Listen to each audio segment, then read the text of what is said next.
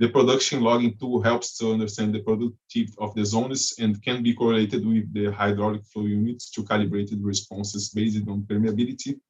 And we also have production-related problems that can be solved with the use of this tool. And we can use CBL, VDL, and case inspections for understanding the cementation, and casing issues. And so the theme is broad and invokes many topics. In addition to this presented, there are other applications, geosteel applications in horizontal wells, petrophysics of high angle, horizontal wells, enhanced oil recovery, increased oil recovery to increase the recovery factor, among others. These applications presented here are the most common in the major fields. So thank you very much. My email is brunomencio@hotmail.com. And any questions? I'm sorry about the time, but I am here to listen to some questions. Don't worry, Bruno, for the time. Thank you to you for the presentation. That was an excellent and interesting performance. And we had one question in the chat. Let me read it. From Oscar Piraneke. Bruno, excellent presentation. SHN seems to be a good approach for continuous sandstones and where we had plenty information of contacts. My question is, how to manage compartmentalized fields with several contacts and low vertical continuity? Yes, this is a very good question. Petrofísica is a very good tool for this, but I think for this type of reservoir, we need more integration with seismic. We can, for example, use the pressure data to understand if one type of sand is in the same aquifer from another reservoir, and this can be very useful. But in my opinion, this approach needs more integration between seismic, petrophysics, geology. We can use pressure to help us, and yes, that's it.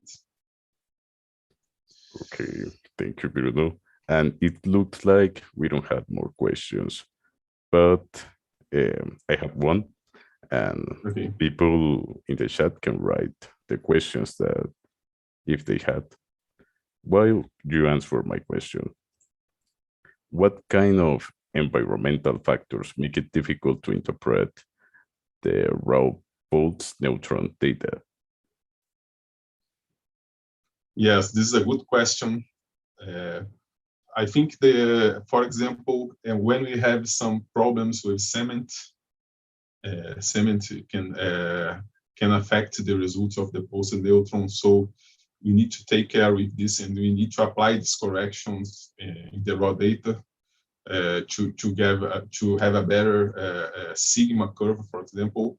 And for example, there are some zones that we have many tubing or casing, very thicker tubing or casing, and it also can affect the pulsed neutron results. We need to apply some corrections for that. So that's why it is not good to use the raw data from pulsed neutron. Okay, thank you, Bruno. And well, we don't have more questions. So I want to apologize with our audience for the bit transmission problems. I'm sorry. And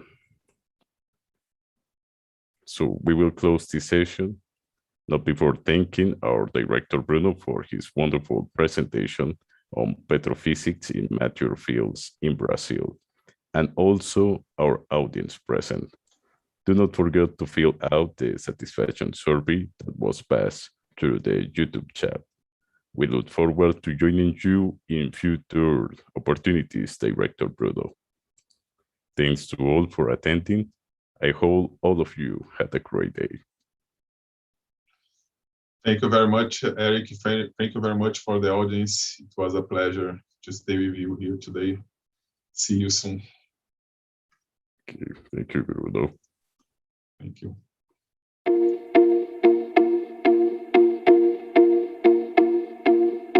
campus de la UIS es la casa de miles de estudiantes que día a día van forjando un camino hacia sus sueños.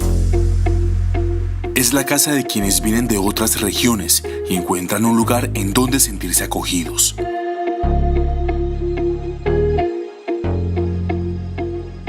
Es refugio de la ciencia y casa custodia de las mentes del mañana. Es la casa del arte y la cultura, la diversidad y el conocimiento. Un parque universidad que se reconstruye pensando en el bienestar de su comunidad y que se proyecta como una de las universidades más importantes del país.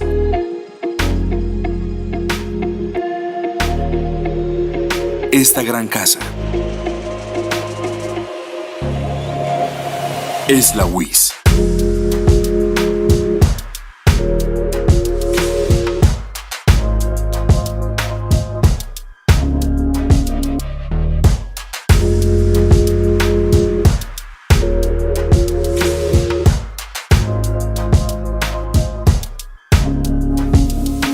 Volveremos a encontrarnos en nuestro campus y seguiremos trabajando por el tejido social, la ciencia y la cultura. Cuídate en casa.